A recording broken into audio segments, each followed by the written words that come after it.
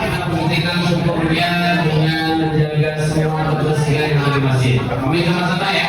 Jadi baik yang berpuasa maupun yang tidak berpuasa, nanti kami minta tolong untuk sama dan sebagainya, tolong dibersihkan sebersih mungkin sebelum ada makan ya.